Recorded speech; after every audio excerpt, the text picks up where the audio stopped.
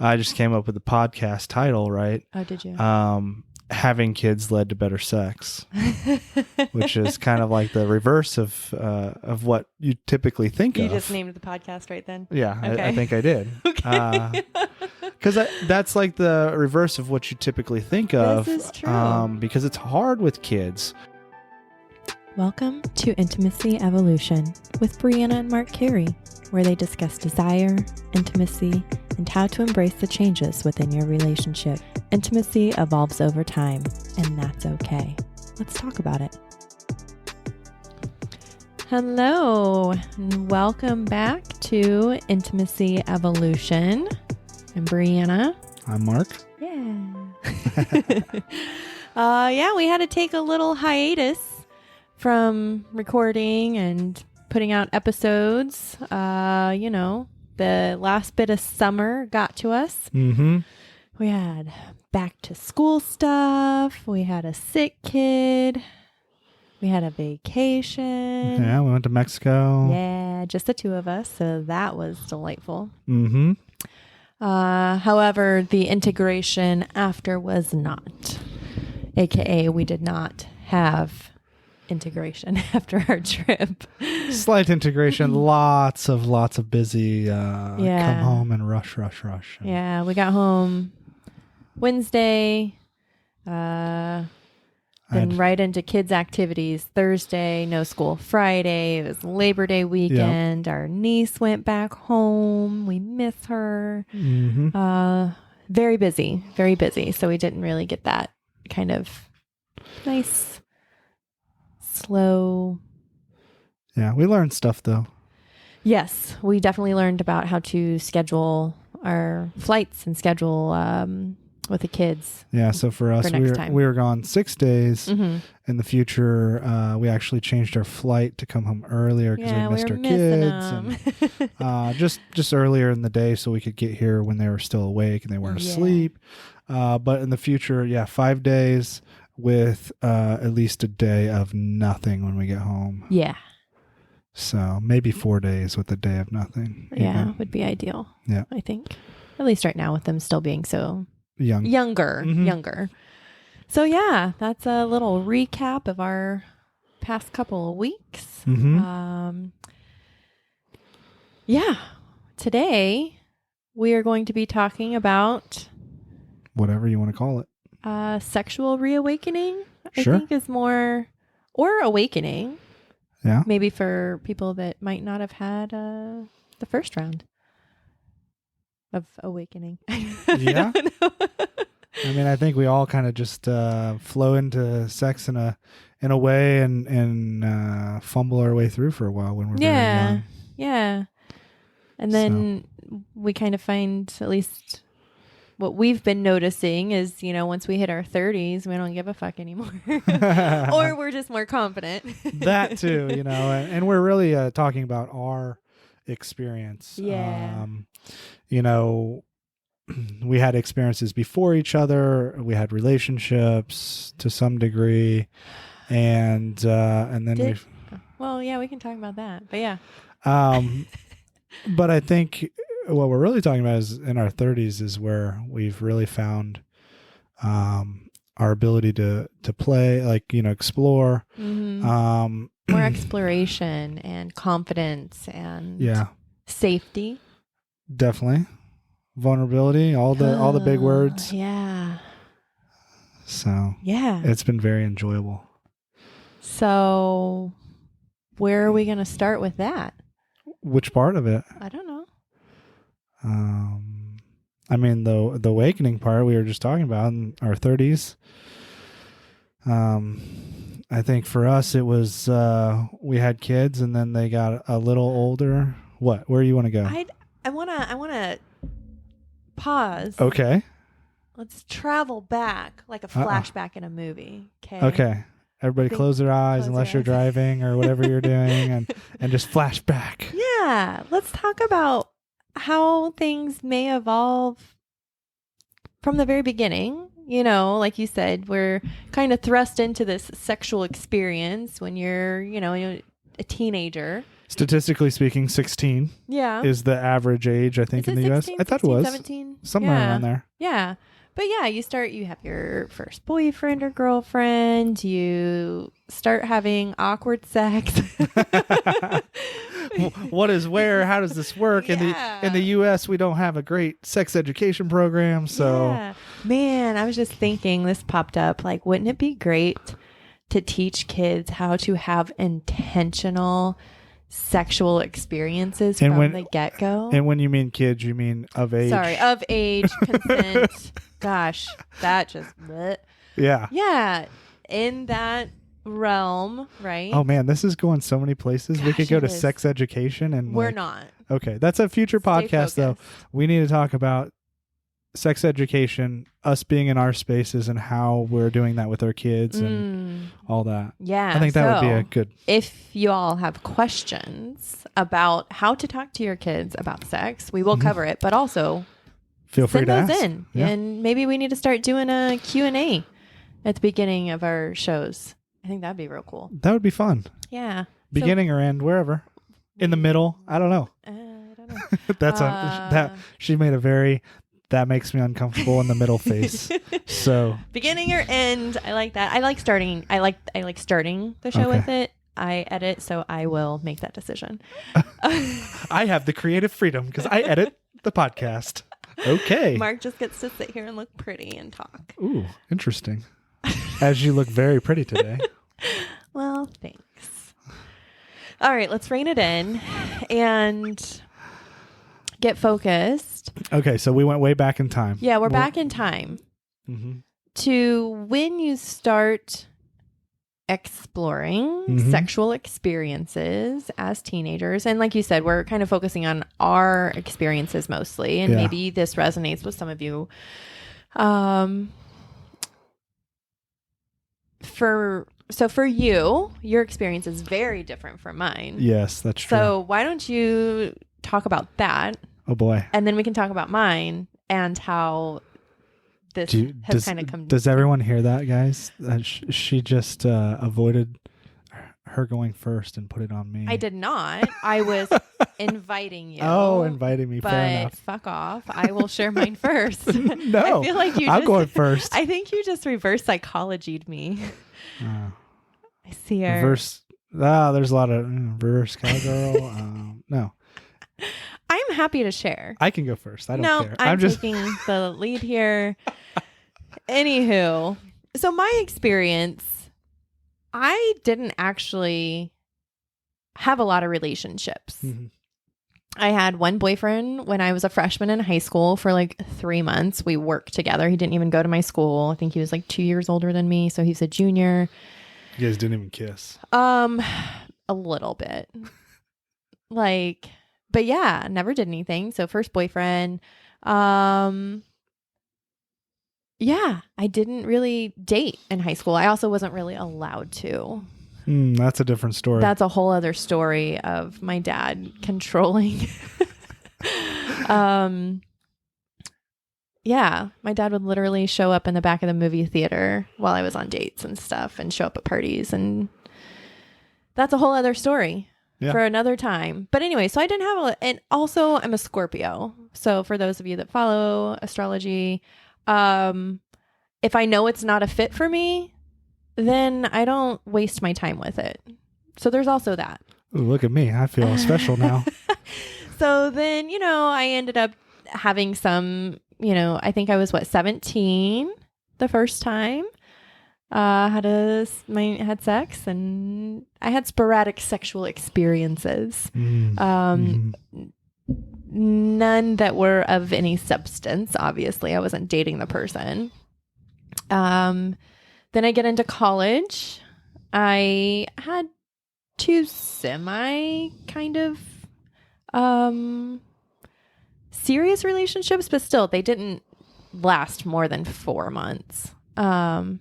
And again, did not have sex with either of them.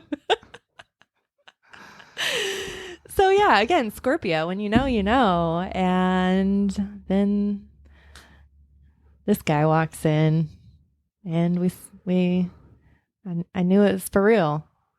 So we took things slow and talked for a few months before we made it official, which she takes credit for. He's rolling his eyes at me. We clearly have different memories of how that went down. I said, hey, are we dating or not? You want to lock this down? Allegedly, and this is what happened. In my flashback, I was very assertive. I like it. In making this official. But yeah, and then even then, it took us, 5 or so months? So we dated for 5 or so months, made it official, and before we had sex for the first time. So yeah. Definitely made it a lot more enjoyable when you have that foundation, for sure. So my experiences are way different. So your experience with relationships and sex. Okay, I'll go through mine and then we'll talk about us. And then we will talk about us. Yeah. I see what's happening. Yeah. So my experience, I was, I don't know how to say that, but don't worry about where I was going. Okay. So I dated someone pretty much throughout high school and into college, and then we broke up in college. So we, for a long time there, all my sexual experiences were with the same person for many years. But we had no idea what we were doing. That doesn't mean it wasn't enjoyable. It was just, we had no idea. Yeah. And so we moved through that. And then after that breakup, I dated some people and dated around, eh? I knew you'd pick on that. That's why I changed my wording. Playa. Not at all. Not at all.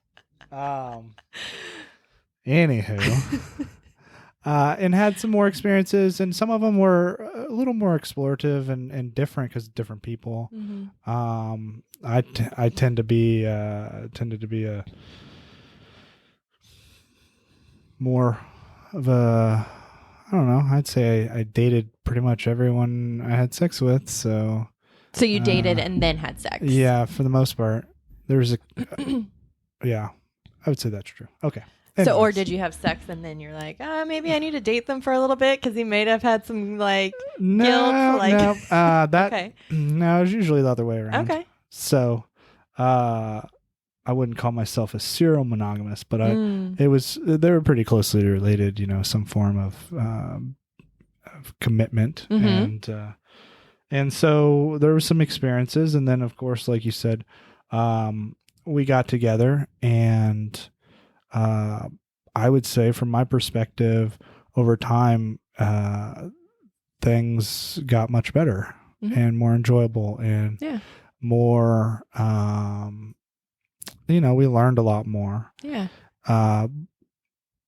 And, I don't know how you would go through that process.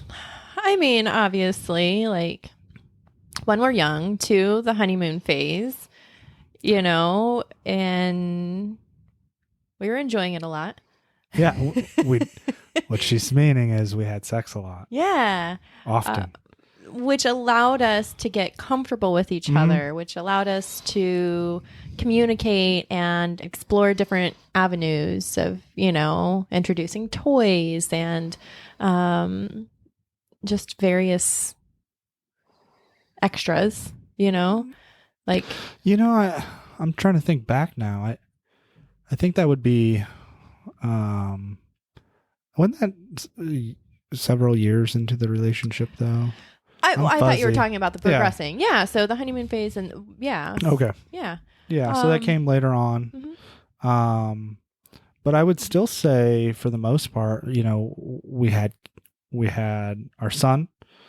You are jumping way ahead. Okay. Then you take it. I guess. So anywho, we dated and, then got married and, all of that stuff. Yeah. And then we had okay, fine. So then we have our son. How long had we been together at that point? So 7 years? Yeah. At that point that we had been together when we got pregnant, and pregnant sex is a whole other thing. Topic. Yep. And then, that's where things kind of start changing a little bit, for us, frequency, experience wise, pleasure wise, especially for me of having to heal after baby and not even desiring to want to have sex, breastfeeding, hormonal changes, like all of the shifts that happen there, going into the nurturing role. And, probably about 2.5 years after he was born, then we kind of started picking back up a little bit more again because the hormones were settling. And it's about the time you stop breastfeeding and all that stuff too. Yeah. So. And then we had our daughter, and hers was a totally different experience. I had placenta previa, which meant that I was in the hospital for 2.5 weeks. And then I was basically on, not strictly bed rest, but like don't do anything for the duration of your pregnancy. And that was, so March, she was born in May. So for 2.5 months, 3 months almost, we couldn't even have sex, couldn't even self-pleasure because I couldn't orgasm for fear of causing preterm labor. Yeah, or just bleeding in general. Or bleeding, which was a big issue. And so that... I could self-pleasure, of course. Yes. You could. Which is fine. I don't even remember, But I think because of having another kid that we were taking care of and the stress of the pregnancy, it just zapped a lot of things. Yeah. I think even your desire at that point was pretty low for you, at least. That's fair. I think I would agree with that. Yeah. And then you have to go through the healing process all over again. And now you have 2 kids and, we stayed connected. We made it work, but sex was sex. It wasn't what it was before or what it is now. That's for sure. Well, what it is now is far beyond what it used to be too. Oh yeah. And so that's kind of what we're talking about. Like we said all that to get you to the point of this right here. But I think that's important to cover for people that are in long-term relationships. Yeah. Kids or not, being in a long-term relationship, your sex experience changes. As you evolve as a human being, your experiences and pleasure changes. And I think that's the important part to focus on is what you enjoyed in your 20s, you might not enjoy now in your life, how you and staying up late. I don't enjoy that anymore. Yeah. I suffer the next day. Yeah. How you and your partner interact and positions and things like that. You find new ones, And so that is one for myself personally. When I came into my 30s, I started to have a new sense of self. Felt much more confident and empowered in just my being, which led into confidence in my sexual experiences as well. Yeah. And communicating my wants and desires or what I don't like. Yeah. Which has led us into this sexually explorative realm. Mm-hmm. Yeah. So, and that's where we get, we joke about this sexual awakening and, you said reawakening, well, to some degree, but even more expansive beyond what it's ever been. And I could correlate that with a lot of things. I think when we finally decided okay, we're not going to have any more kids. Yeah. That was maybe impactful in that. Yeah. And now, sex goes from something we did because it was something we did, then procreation, then back to a checkbox at some point while you have little ones, to pleasureful and focused on pleasure. Yeah. And I want to ask you a question. Okay. We haven't talked about this. This is not pre-scripted, guys. Yeah. What is this? So I want to hear from you. I know I don't really ask questions I don't know the answer to very often. So I only ask questions I don't have the answer to. So. But you talked about that confidence in yourself, and so what do you think led to that? I don't know. Yeah, I'm trying to think as well. I don't know what actually led to that, because that's a fantastic. Well, you said you don't ask questions you don't know the answer to. So what's the answer? I said I don't often, and this might be. I thought this was the time I would know the answer. So as an observer, and I'm not. I can't say how that happened for you, but I can say from my side of things. There was a shift, probably. I don't know if it was self-work, self-development, focus on self as a priority, as important as other things. Yeah. I mean, I think 2020 is coming to mind. Okay. So at that point, Rona was almost a year old. Catriona, our daughter, not to be confused. Yeah, sorry. Catriona, our daughter, was almost a year old at that point. I did start working with a clarity coach, a life coach. And I was able to start we were doing couples therapy as well. Yeah. In conjunction with that. And I really got to go inward, and reflect on a lot of things in my life that a lot of it was more like I thought was business related, right? Like, what are these obstacles? How can I do better at work? But it was life. Yeah, they're all interconnected, right? Yeah. So everyone's heard it here. Self-work leads to better sex. So there you go. I mean, really, that's right. No, it is true. I'm not. I said it as a joke, but it really does. So I think that's when it really kind of started becoming a priority and figuring out, releasing the mom guilt, focusing more on what I enjoy. That's around, I think, when we were starting to come up with our 3-2-1 date guide. We were definitely making more priority for our relationship.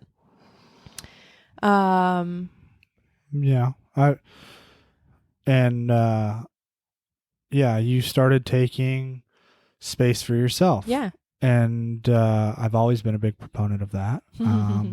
Cheerleader over here. Do more for yourself. It's hard for women. It's hard for moms. Yes, definitely. But it is 1000% vital to take that time for yourself. You're not being selfish. And it's okay to be selfish. Yeah, I'm going to get on my selfish rant. Be selfish. Yeah. So we have such a negative connotation to this idea of selfish. Like, where the hell did that come from? Oh, yes.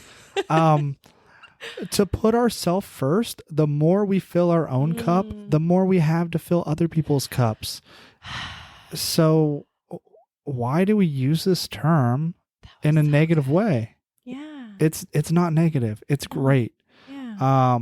The difference where I draw the line is, if the we're intention behind it? Well, yeah, kind of, or if we're doing it at a detriment of somebody else intentionally, we're hurting someone else, that's a problem. But to ask and take time for yourself. And hey, I'm gonna say this for anybody that listens: if you're stuck here, if you're of putting yourself first, taking time for yourself, figuring it out, reach out to us, talk to us, set up calls with us, whatever you need. We're here to help people. And,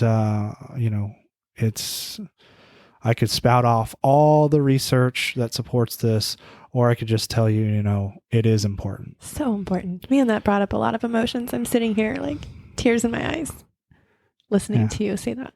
Well, and I'll say me a long time. Yeah. And I'll say this to you, and I say this to everyone. You are important.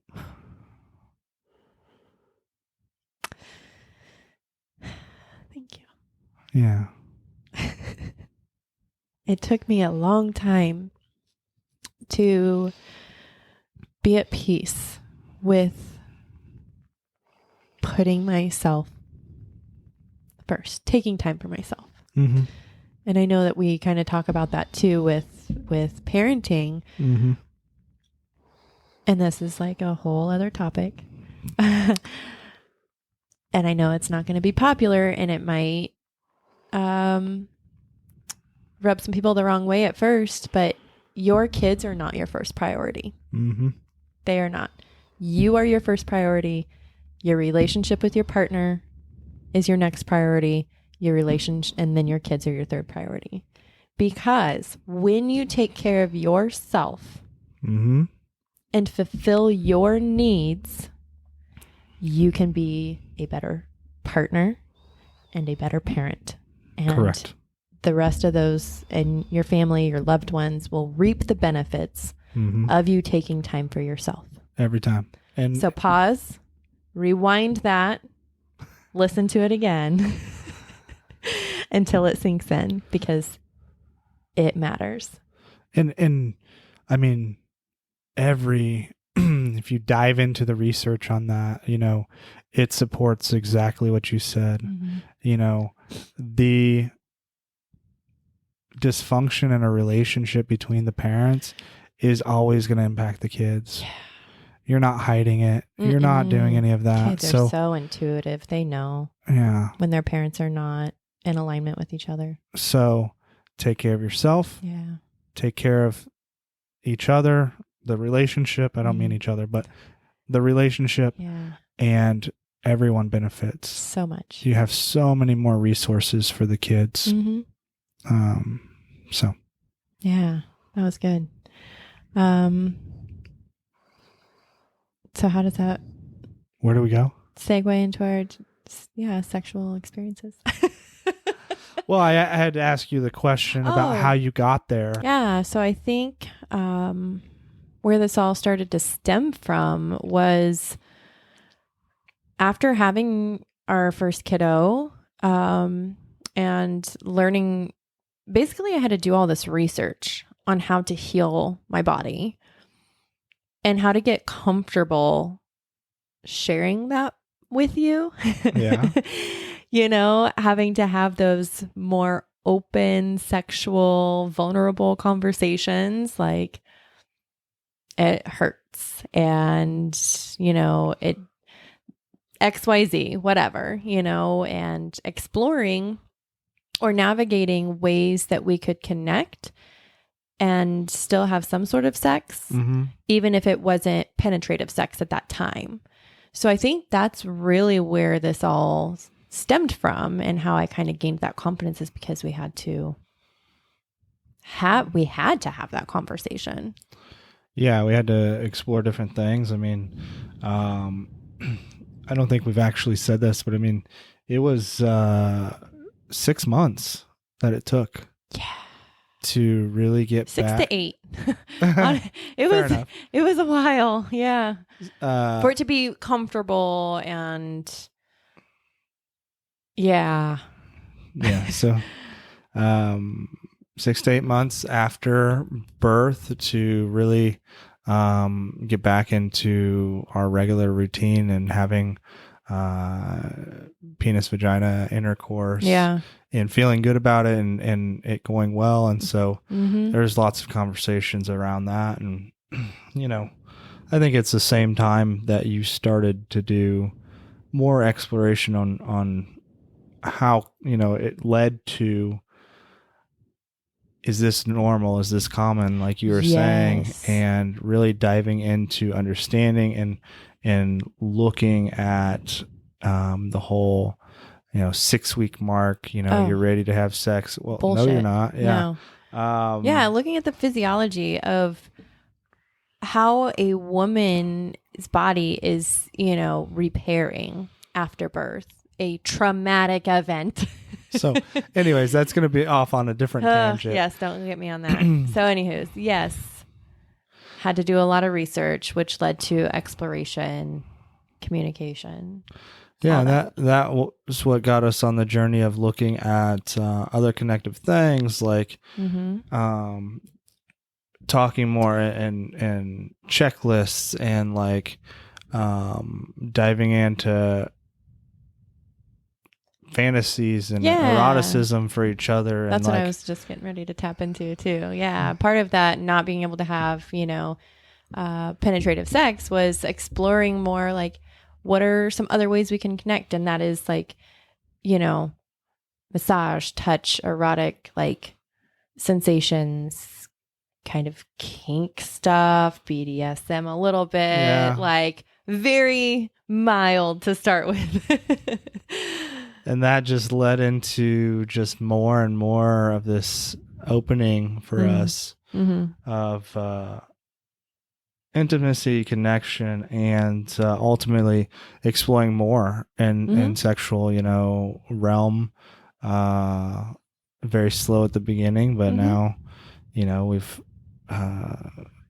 watched all kinds of shows and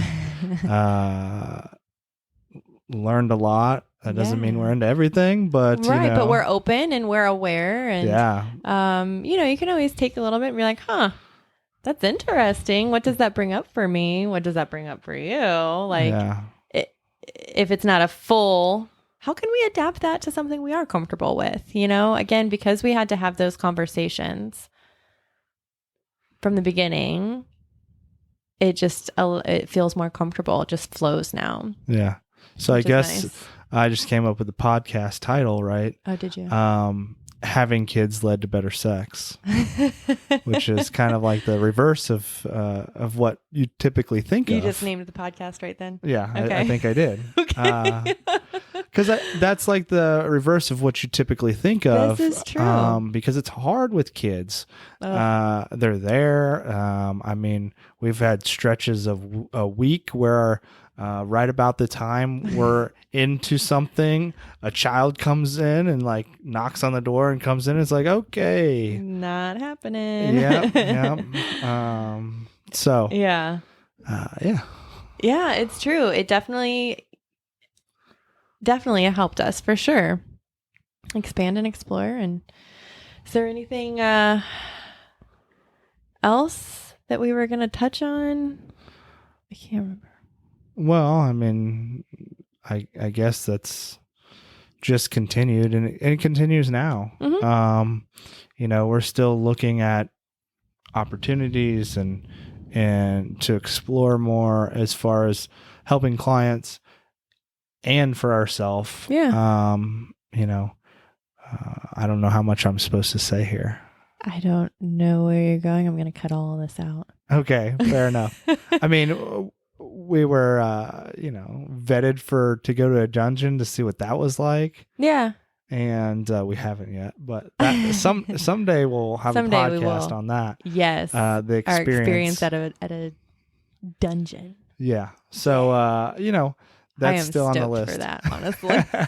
We can talk about that. Yeah. I don't know what to do with my hands. I don't know how that works. What do we? You stand there. Well. And do nothing with your hands until you ask for consent. Well, that's not what I'm saying, but yes, in the actual position, I'm just saying. And on that note, we're going to leave it there.